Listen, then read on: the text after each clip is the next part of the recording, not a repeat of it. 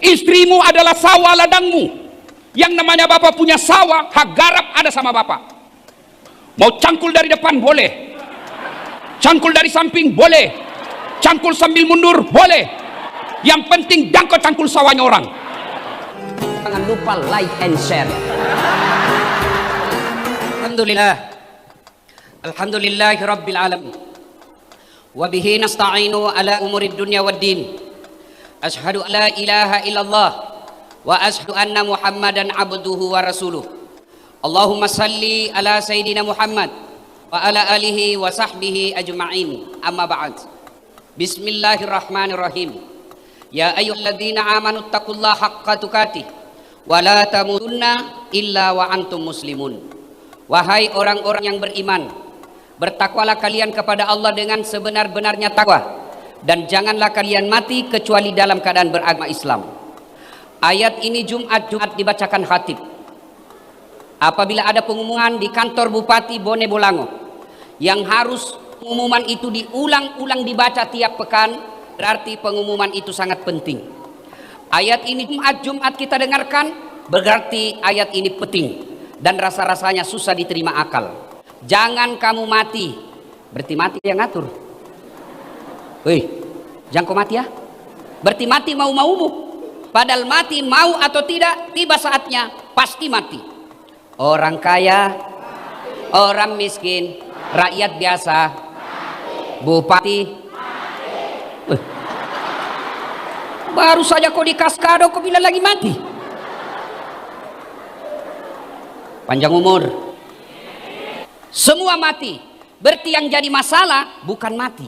Yang jadi masalah bagaimana cara mati. Ada orang anak muda, tos, 5.000 cari teman, mabuk setengah, diambil motornya.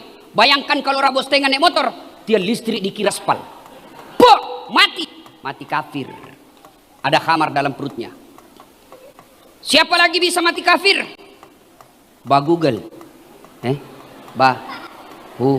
Bahugel. Layangan putus.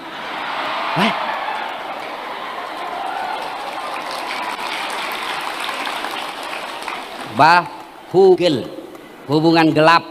Dia pergi sewa hotel, makan obat kuat 2 biji, kena serangan jantung, mati di atas perut.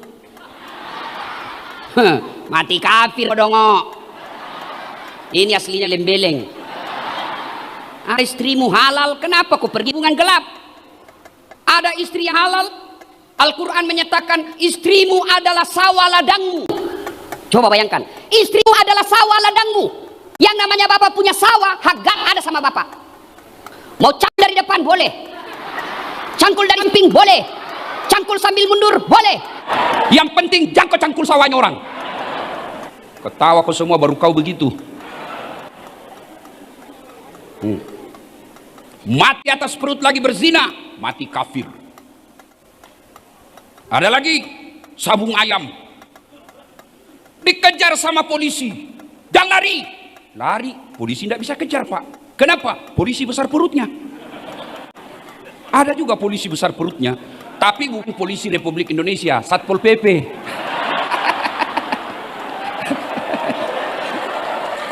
Polisi setengah. Ini saya yakin Pak Satpol PP ini lebih banyak yang pegawai honor daripada pegawai negeri. Iya toh? Nah, dan lagunya tuh Pak Bupati tahu lagunya pegawai honor? Berakit-rakit dahulu, berenang-renang ke tepian, sakit-sakit dahulu, susah-susah dahulu, lalu kemudian tetap susah. Dia cari namanya di K1 tidak ada, cari namanya di K2 tidak ada. Saya bilang kau sabar dek, sini kau cari ke kakakmu di rumah, pasti ada namamu. Ya kan? Dikejar sama polisi, jangan lari, masih lari, terpaksa polisi tembak ke langit, tembak peringatan. Masih lari, tembak 2 kali, masih lari, tembak 3 kali, masih lari, terpaksa dilumpuhkan, tembak kakinya, kakinya ditembak, kepalanya dikena. Saya tanya temanku yang polisi, bagaimana caranya kakinya kau tembak? Kenapa kakinya kena? Kakinya kau tembak, kepalanya kena. Jauhnya itu kaki dengan kepala. Dia bilang soalnya waktu ditembak dia jongkok. Ini polisi film India, bukan polisi Indonesia. Polisi Indonesia baik. Hei, hei, hei, bapak-bapak, bapak pikir enak Indonesia kalau tidak ada polisi? Hah? Ini para caleg-caleg, para politisi, kau ikut pilkada, caleg. Kalau disuruh dicuri suaramu, siapa kau cari? Hah? Polisi. Rumah dirampok, anak dibunuh, istri perkosa, harta dijarah, bapak cari siapa? Polisi. Makanya jangan kau musuhi polisi. Dan kita bisa ceramah seperti ini karena diinginkan polisi. Dan saya bisa lancar dari bandara sampai di sini tidak ada hambatan karena dikawal polisi. Makanya jangan musuh polisi. Pun kalau ada polisi yang minta-minta uang di jalan,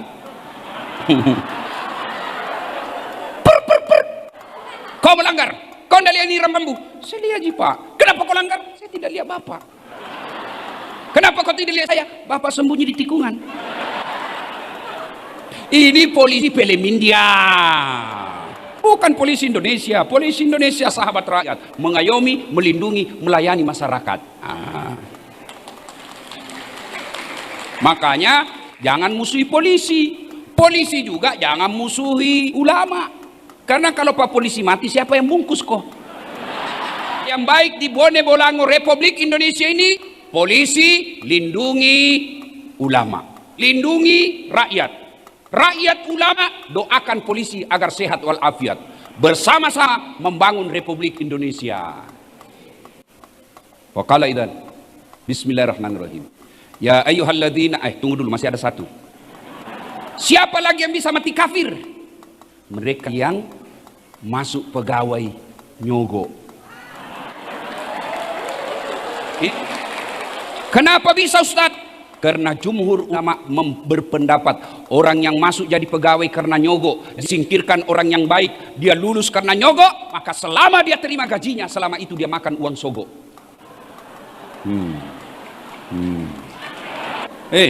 Jadi pegawai bayar 500 juta. Sampai pensiun kau tidak bisa kembalikan itu 500 juta. Hah? Berapa gajinya pegawai? 500 juta sampai pensiun tidak bisa. Pegawai itu kan gali lubang tutup lubang. Tidak percaya? Tanya pegawai yang ada di sini. Mana ada pegawai yang tidak masuk kursus SK-nya di bank? Masuk semua itu kredit. Kenapa kau tahu? Karena saya juga pegawai. Anak-anak yang baru akan mendaftar PNS, polisi, tentara, ASN, tidak usah kau nyogok. Termasuk anggota DPR yang terpilih karena nyogok. Kau larang anggota DPR nyogok, baru kau minta siap menerima serangan fajar. Ini ibu-ibu majelis taklim sekarang sudah matre. Begitu pilkada datang, siap pak, anggota kami 400 orang, tapi mohon pak, baju seragam. Jangan. Ayo, kalau ada yang kita kata tidak bisa orang jadi pegawai, tidak nyogok, demi Allah, saya beberapa saudara jadi pegawai, tidak ada yang nyogok. Nah, kalau Allah yang berkehendak, pas tercatat namamu di kelulusan. Kalau tidak lulus, berarti yang kau minta tidak baik. Tamat SMA dulu saya daftar tentara. Ternyata tes fisik tidak lulus. Kenapa? Ceper. Tidak cukup tinggiku. Temanku lulus waktu itu polisi. Sekarang dia satu bunga. Kompol. Reserse. Pakai baret merah. Saya pakai baret putih karena jadi ustadz. Alhamdulillah dengan baret putih yang saya pakai. Mulai baret hitam sampai baret merah. Saya caramai kau semua. Sudahlah, daftar aja, belajar aja, ikuti proses, lengkapi administrasi, tidak lulus. Berarti bukan itu yang baik. Caleg tidak usah sogok. Kau tidak lulus jadi caleg, tidak terpilih anggota DPR. Allah tahu kalau kau terpilih anggota DPR, kau korupsi, masuk KPK. Enak toh? Innallaha wa malaikahu yusalluna ala nabi. Ya ayyuhalladzina amanu sallu alaihi wa sallimu taslima. Sesungguhnya Allah dan para malaikatnya bersalawat kepada Rasulullah Muhammad SAW. Maka wahai orang-orang yang beriman, bersalawatlah kalian kepada Rasulullah dengan sebaik-baik salawat. Tidaklah beradab orang yang salawat sambil merokok. Salatul. Ada perokok di sini? Ada. Saya sendirinya sempat jadi bupati, maka salah satu pertimbangan saya untuk mengangkat pejabatku rokok. Kalau dia merokok berarti dia tidak sayang sama dirinya. Bagaimana mau sayang orang lain kalau rokok saja dia isap? Rokok baik Ustaz. Tolong bapak-bapak yang merokok, kalau merasa rokok baik, besok pagi jam 7 panggil anaknya bapak yang cowok cewek, yang kelas 1 SMP, kelas 2 SMA, sini nak kita rokok bareng-bareng. Bapak mau yang perokok, anakmu merokok di depan, mau pak? Bapak merokok, kau jangan. Kenapa? Karena pak tahu berhenti merokok. Ibu-ibu senang suaminya merokok? Dengar keluhan hati para istri. Nah, suatu ketika Nabi lagi duduk, tiba-tiba Nabi melihat ada malaikat 1 juta jari-jarinya. Ada berapa jari-jarinya, Dek? Berapa jari-jarinya? Berapa? 10. Cacat dong. 20. Kan ada kaki. 10, 20. Ini malaikat 1 juta jarinya. Nabi bertanya kepada malaikat Jibril, ya Jibril, malaikat apa itu? Banyak betul jari-jarinya. Jibril menjawab, itu malaikat pencatat air ketika hujan. Adik-adik, ada bisa catat air hujan? Tidak. Kenapa? Jumlahnya banyak, jatuhnya bareng-bareng, dan laju. Tidak bisa dihitung. Lalu Nabi tanya kepada malaikat pencatat air hujan ini, wahai malaikat, betul mampu mencatat air ketika hujan? Ya, kucatat yang jatuh di darat, kucatat yang jatuh di laut, kucatat yang jatuh di gunung, semua aku catat. Tak setes pun tidak kucatat. Satu yang tidak bisa kucatat ya Muhammad, apa? Ketika umatmu berkumpul di masjid raya, mereka bersalawat bareng-bareng kepadamu, saya tidak bisa mencatat betapa banyak pahala Allah turunkan di tempat itu. Pak Bupati, orang masuk surga itu bukan karena tidak ada dosa. Dengar baik Bu, orang masuk surga itu bukan karena tidak ada dosa. Kalau orang masuk surga karena tidak ada dosa, maka demi Allah tidak ada isinya surga kecuali Muhammad SAW. Nabi saja banyak punya dosa. Nabi Adam, adik-adik tahu apa dosanya Nabi Adam? Makan buah khuldi. Nabi Nuh, apa dosanya? Gagal mendidik anaknya. Nabi Yunus pernah berdosa, prasangka buruk kepada Allah, ditinggalkan medan dakwah. Nabi Ibrahim pernah berbohong. Para nabi, apalagi kita. Berarti yang membuat kita masuk surga bukan karena tidak dosa, tapi ketika ditimbang amalnya, yang baik dengan yang jelek, timbang punya timbang, alhamdulillah lebih banyak timbangan kebaikannya. Maka salawat hadir memperbanyak timbangan. Maka ketika duduk seperti ini rame-rame, ada yang ngajak salawat, salawatlah karena pahalanya lebih banyak daripada jumlahnya air hujan. Ayo, saya mau ajak salawat. Mari kita salawat. Bisa? Bisa? Kita dengar dulu salawatnya ibu-ibu. Dipimpin oleh ibu wakil bupati. Bapak-bapak diam. Yang merasa di sekelamin laki-laki diam. Kita dengar dulu ibu. Ayo bu, sama-sama bu. Salatullah ala toha. Salat. Bapak Ibu, itu tadi bukan suara kencang, itu yang disebut suara sahdu. Suara begitu yang membuat kita tergoda dengan perempuan. Maka adik-adik gadis, ibu-ibu janda, kalau kau ditelepon suaminya orang, jangan mendayu-dayu suaramu. Assalamualaikum dek. Waalaikumsalam. Bagaimana tidak bahugal? Lagi di mana dek? Di rumah aja Pak Gadis. Caleda. Coba kalau tegas. Assalamualaikum dek. Waalaikumsalam. Lagi di mana? Di rumah Pak. Lagi ngapain? Apa kau tanyanya? Oh, enggak diteleponnya lagi kau besok. Ini waalaikumsalam. Bukan cuma suaranya menggoyang-goyang, badannya juga ikut goyang. Waalaikumsalam. Ayo ibu-ibu dia. Ayo, yang mengaku jenis kelamin laki-laki, ayo jangan ragu-ragu. Mari besar suaranya. Selawat kepada Nabi. Salatu salamullah ala toha Rasulillah. Salatullah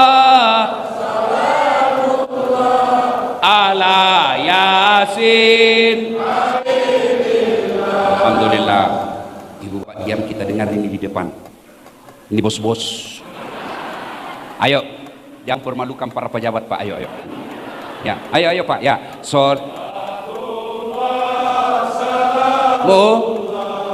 Ala toh Rasulillah.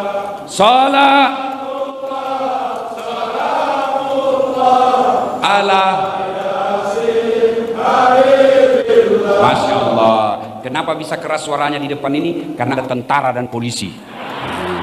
Makanya kalau tentara, polisi, pemerintah sepakat bersama-sama, rakyat ikut menikmati kemerduan suaranya pejabat. Bapak Ibu, saudara-saudara sekalian, yang semua saya hormati, yang insya Allah dicintai dan disayangi Allah Subhanahu wa Ta'ala. Ayo, saya mau tanya, dan yang bisa jawab saya kasih hadiah. Ada yang hafal surah Al-Ma'un? Yang dibaca qori kita tadi. Ada yang hafal? Surah Al-Ma'un. Ada? Tidak ada? Mana? Ayo. Sini. Hadiah. Uang merah. Hah? Siapa yang hafal? Tidak ada? Waduh. Saya yakin banyak yang hafal, cuma dia tidak tahu nama surahnya ini. Kalau saya baca pasti, oh itu. Kalau layangan putus, nah hafal. Ayo. Siapa yang hafal? Sini. Kalau begitu, ada. Kalau begitu, pegawainya lagi ASN. Ada yang hafal? Jangan kasih malu bupatimu, bos. Mana? Sini. Ya. Sini Pak. Siapa nama?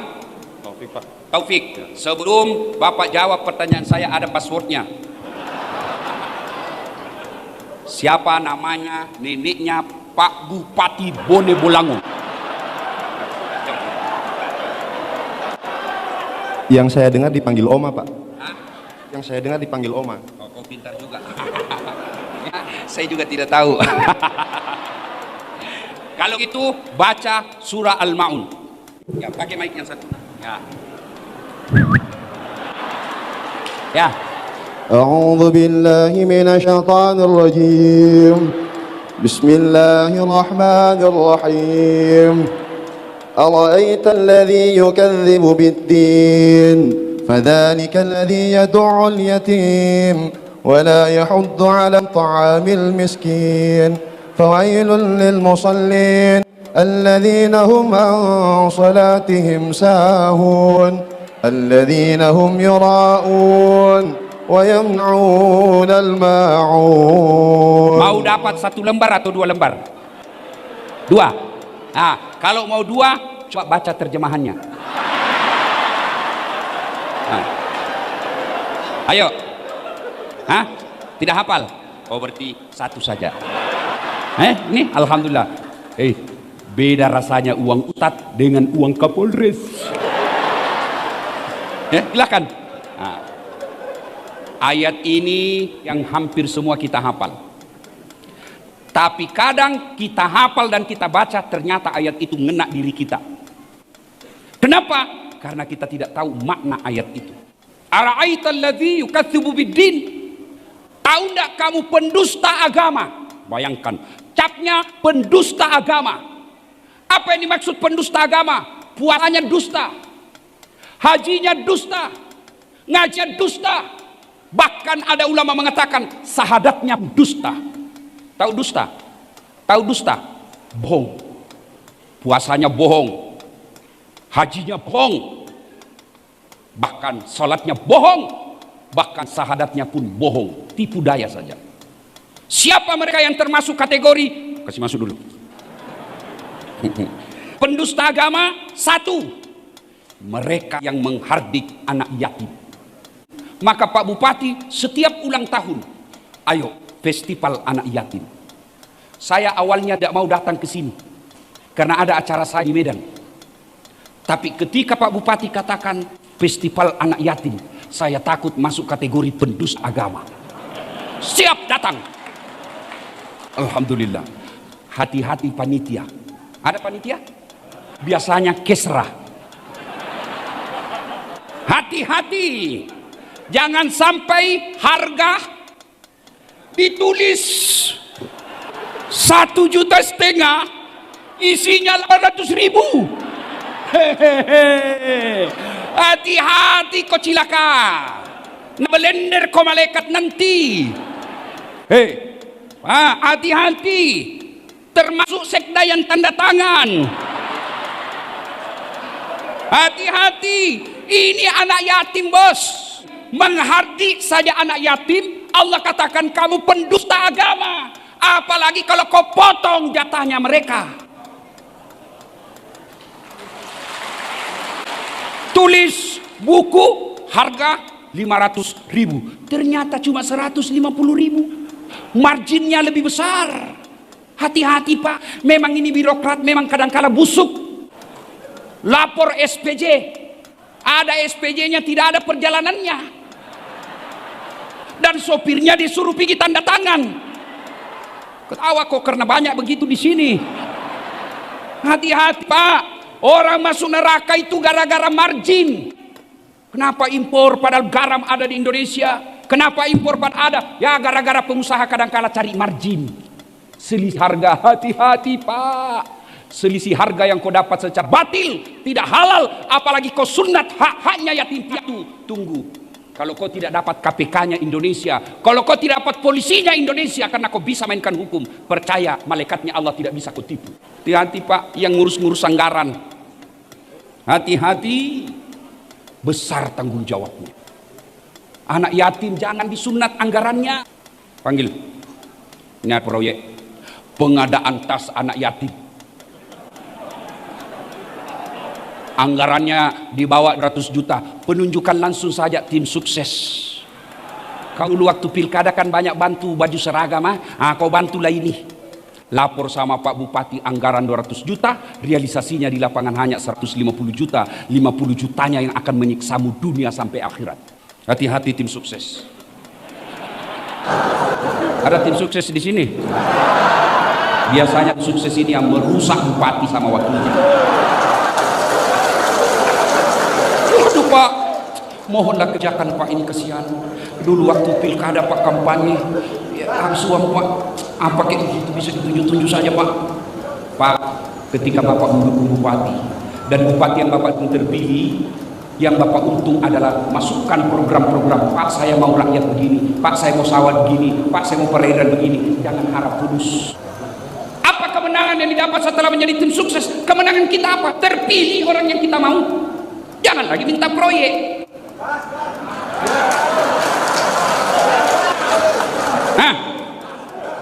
Gagal atau rem-rem. Dan biasanya bupati sama wakil bupatinya berselisih gara-gara tim sukses. Datanglah menghasut tim sukses. Bu, bagaimana Bu? Kenapa semua diambil sama jabatan 5 tahun saja, tapi tanggung jawabnya kau bawa sampai mati. Hati-hati. Siapa lagi yang bisa masuk kategori pendusta agama? Mereka yang pengurus yatim piatu. Apa namanya itu? Panti-panti asuhan. Pengurusnya kaya, pengurusnya bermewah-mewah, proposal kiri kanan, dia manfaatkan anak yatim untuk memperkaya dirinya sendiri. Tidak main-main Pak, hukumannya pendusta agama. Kata Nabi, kamu tahu gak rumah? Kamu mau tahu rumah yang ada saya di dalamnya? Nabi tanya, saudara sekalian, kamu mau tahu rumah yang ada saya di dalamnya? Iya ya Rasul. Kalau ada rumah di dalamnya, ada anak yatim di dalam rumah itu, dipelihara dengan baik, diurus dengan baik, ketahuilah aku bersama dengan tuan rumahnya. Bahkan ini anak yatim seperti ini Pak Bupati, mengusap kepalanya itu adalah bagian dari perintah agama. Kalau dia makin panjang rambutnya itu bawa mereka kalau diusap. Anak yatim, ibu-ibu yang panjang rambutnya. Ini kan Pak, ibu-ibu banyak protes saya Pak Bupati. Lebih banyak laki-laki selingkuh daripada perempuan. Saya bilang sadar Pak Ibu, sama banyaknya. Kenapa? Karena laki-laki selingkuh juga sama perempuan, berarti sama jumlahnya toh. Masa laki-laki selingkuh sama laki-laki? Bu, jangan percaya film layangan putus. Itu menghasut dan memprovokasi rumah tangga muslimah. Masa ada laki-laki baik-baik, sholatnya bagus, sedekahnya baik, tabangnya baik, tutur katanya lembut, masa dia pergi berselingkuh? Itu tidak masuk di akal. Akhirnya kami yang baik-baik ini kau curigai juga. Yang benar aja bos. Sampai pulang sampai HP-nya suamimu kau periksa. Hei, hei, dengar baik-baik. Kami ini laki-laki tergantung istri.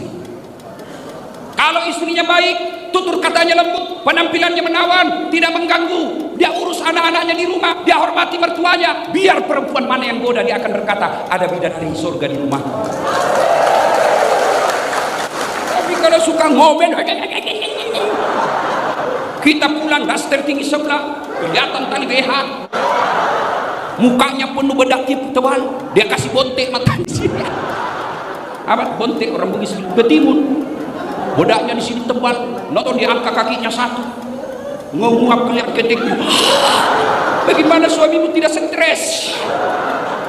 Coba kalau pulang suamimu sambut, bila kamu di sisiku, hati rasa syahdu. Oh aman. Ini pulang suaminya apa lagunya? La la la la la la, panggil aku si Jablay.